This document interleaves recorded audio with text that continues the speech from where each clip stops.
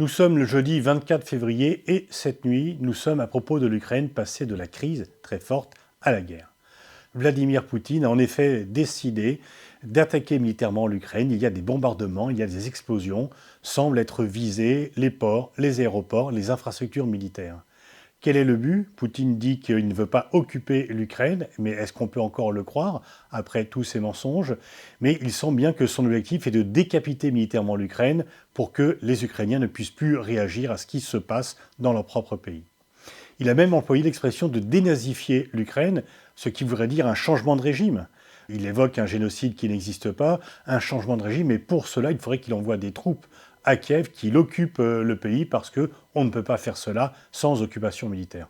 Or, l'Ukraine, c'est un pays de 44 millions d'habitants, et quand on voit les difficultés qu'ont eues les Américains en Afghanistan et en Irak, pays moins peuplés, on peut se demander si Poutine a vraiment l'intention d'aller jusqu'à Kiev, où il subirait des pertes militaires extrêmement importantes. Ou alors, est-ce qu'il joue la stratégie du fou? Il cherche à faire peur, c'est « retenez-moi ou je fais un malheur, et vous ne pouvez pas calculer ce que je vais faire parce que je suis prêt à tout, je suis prêt à casser la baraque ». Certes, la Russie peut avoir des Ukrainiens prêts à collaborer avec elle, mais il y a surtout des Ukrainiens qui sont prêts à se battre, non seulement l'armée régulière, mais également par la suite des partisans, des résistants, et l'occupation de l'Ukraine par la Russie sera certainement un long chemin de croix.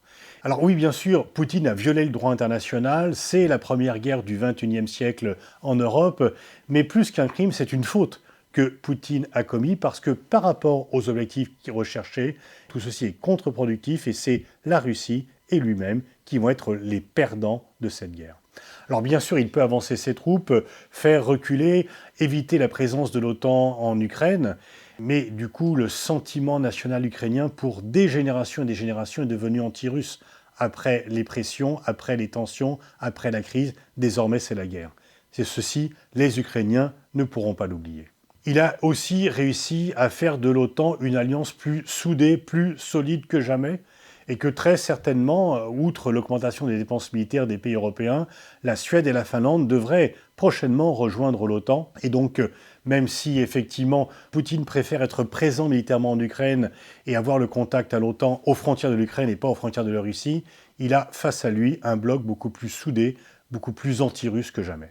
Il n'est pas certain non plus que les Chinois le soutiennent totalement. Alors, il a perdu d'ailleurs beaucoup d'atouts par rapport à la Chine. Certes, il va toujours rechercher l'alliance avec la Chine, mais avec moins de force, moins d'atouts, et le prix qu'il aura à mettre pour se rapprocher de la Chine sera beaucoup plus fort, et le prix que les Chinois auront à payer pour l'alliance avec la Russie sera beaucoup plus faible. Et puis il y a, et c'est le plus important, l'opinion russe. Autant l'annexion de la Crimée avait été célébrée dans la joie, autant la reconnaissance des républiques autoproclamées s'est passée dans une relative indifférence.